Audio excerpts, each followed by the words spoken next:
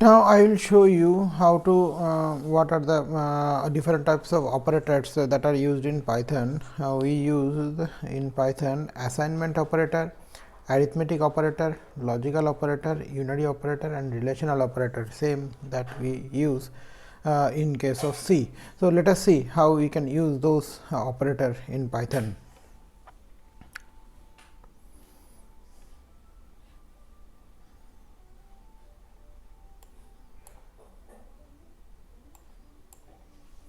So, suppose I am taking a equal to 5, b equal to 8. Now, these are the assignment, that means I am assigning 5 to a and assigning 8 to b. Now, if I were, we can use that assignment operator in different ways. Suppose if I write a plus b, that case it will show you 13, or if I want to add the values of a or increment the values of a by 3. So, earlier the values of a is 5, now it will become 8. Now, this expression, that is a equal to a plus 3, can also be written like this: a plus equal to 3. That this means that the a will be added with 3. Now, if I add this one, earlier the value of a was 8, now it should become 11. Now, you will find it out 11. The same thing that you can use this operator for b for negation as well as multiplication as well as division also. Suppose if I write a minus 5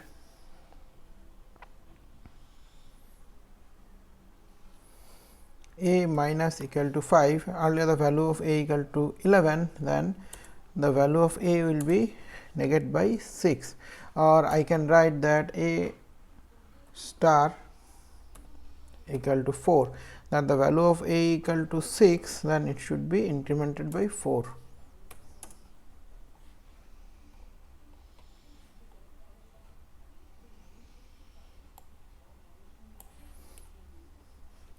Okay. Next, what are the things that we can use after that assignment operator?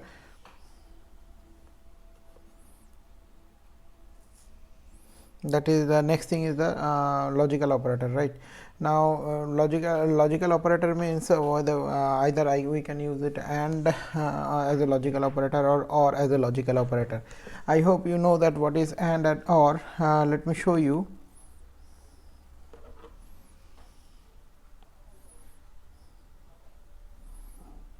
So, suppose a equal to 5 and b equal to 9 and c equal to 10. So, if I write a greater than b, that means this one is false, right? And if I write a less than c, which is true.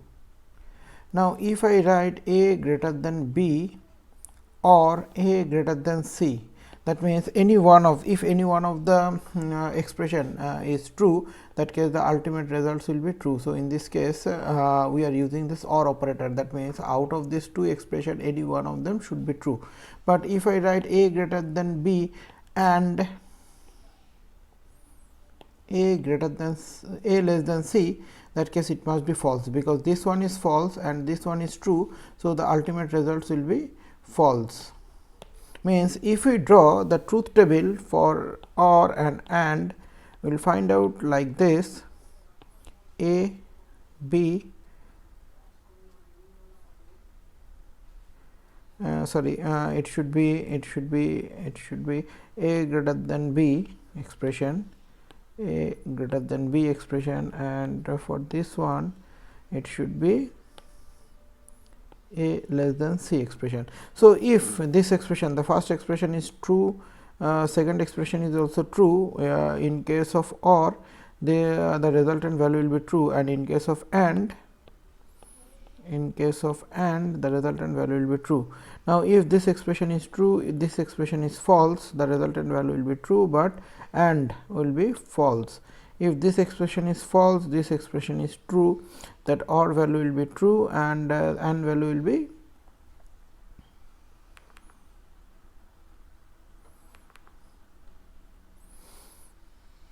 and value will be false. If this expression is false, this expression is false, or will be false, and will also be false. So, in case of or, if any one of the value is true, then the result will be true, and in case of and, if any one of the all the values are true, that case the resultant value will be true, or if any one of the value is false, then the ultimate resultant value will be false. Now, let us see in Python how it works. Let us see what is the value of a. Value of a is 24, b is 8, and c I have not given. Okay, so c equal to 8, suppose. Now, if I write a greater than b, right? If I write a greater than b, the value is true, right? And what is a less than c? The value is false. Now, if I write a greater than b or a less than c. So, what should be my ultimate result? This one is true, this one is false. The OR value must be true. But if I write this one with an AND expression, this one as an AND expression, that case the resultant value will be false, because we know that if any one of the value is false, then the ultimate results will be false. Okay. Next, apart from and or operation, there is another operation, that is not. That means, if the value a, if I write it is a true value,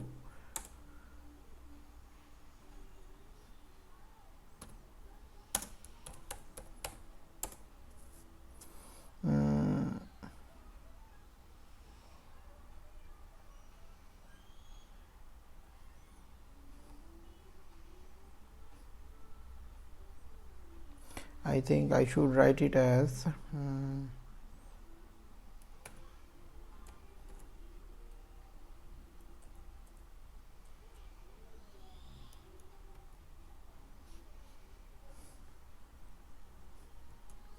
okay, I have to check the syntax for this expression. I will tell you later on. Apart from this, I have the unary operator. That means, if a is suppose 24, and if I write a equal to minus of a, that is the not value, the total value, actual value will be minus 24. That means, 24 is the we are doing the unary operations. So, we have seen that arithmetic operations, that is a plus b or a minus b, for what are the arithmetic operators are there. Apart from this, we have seen the logical operations and an or. And another is the relational operator also, in case you can use this one, and unary operator.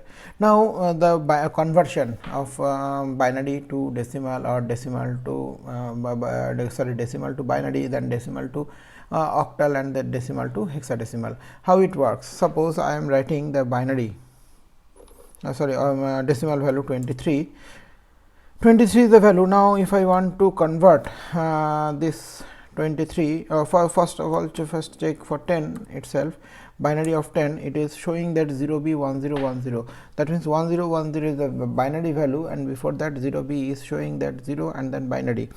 Now, same value, if we write the octal, it should be OCT then 10, then it will show you the octal value, and octal value it is showing that 1, 2 and 12. And if we check the hexadecimal value, hex 10, then it is showing a. So, how it is coming? Let us see this one.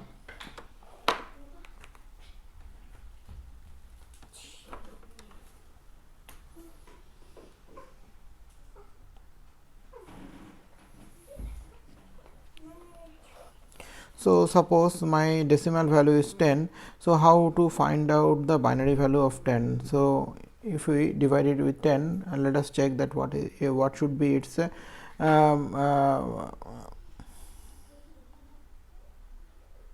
remainder values, and what should be its quotient. So, my quotient value is 5 and my remainder value is 0. Next, again, if I divide it with 2, then it should be 2 and the remainder value is 1. Again, if I divide it with 0, then my quotient will be 1 and the remainder will be 0. So, if I take it from the last value to the first value in this way and write those values, then I will get the entire binary equivalent value that we have we have seen that 1010 over here. So, that 1010 I think you can find it out, this one, sorry, this value. Okay. Now, how to so this is my binary value, this is my binary of the value of 10, binary of decimal 10, this is my decimal value, right, this is my decimal value. Now, how to convert this decimal value to its again so how to convert this binary value to decimal value? It is also easier, as we are converting from the binary to decimal. So, it should be written like this: 0 into 2 to the power 0 plus 1 into 2 to the power 1 plus 0 into 2 square plus 1 into 2 cube.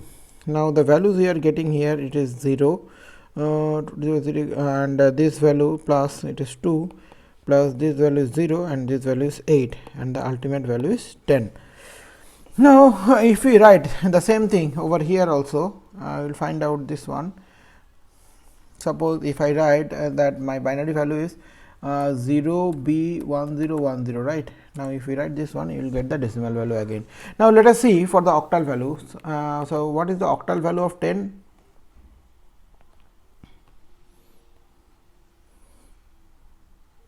So, octal value of 10, OCT of 10, it is showing as 0 O 12. So, this one is my octal equivalent value. So, how to get this one? If we divide it by 8, as it is an octal, the base value is 8. So, if we divide it by 8, my quotient will be 1 and the remainder will be 2. So, in the same manner, from the last value, from the last quotient to all the remainder value, if we write it, then you will get it as a 12. 12 is my octal decimal octal equivalent value of 10. So, this is my decimal value and this is my octal value. Now, how to convert this octal value to its respective decimal value? So, if you write 12, it should be represented as 2 into 8 to the power 0 plus 1 into 8 to the power of 1. So, 2 into 8 to the power 0 is 1 and 1 into 8 to the power 1 is 1 into 8, means 8 plus 2, that is 10. So, if we write this value over here also, we will get the same thing. So, if we write my octal value is 0 O, that is 12, right, 12. So, you will get the octal value decimal value equivalent, decimal equivalent value 10. Now, similarly, let us check for hexadecimal value. So, hexadecimal value, we know that the base value is 16. So, all the values from 0 to 15 it should show, but unfortunately we have to see show only binary digits we have available from decimal digits we have available from 0 to 9. Now, 10 will be represented by A, 11 will be represented by B, 12 will be represented by C, 13 will be represented by D, 14 will be represented by E, and 15 will be represented by F. So, as it is 10, so that is why it is showing that 0xa, that is 15th value it will be showing. Now, if we take some large values, hex of, if we write 1, 2, 3, 4, 5, 6. So, let us see the entire hex value it will show. Oh, now, where it is used, if you see the IP addresses or the MAC addresses of any machine, then you will find out that the MAC address which is a 48-bit address, it will be written in an hexadecimal manner. So, in this way we can use this operator as well as the binary or the decimal values that are used in case of Python.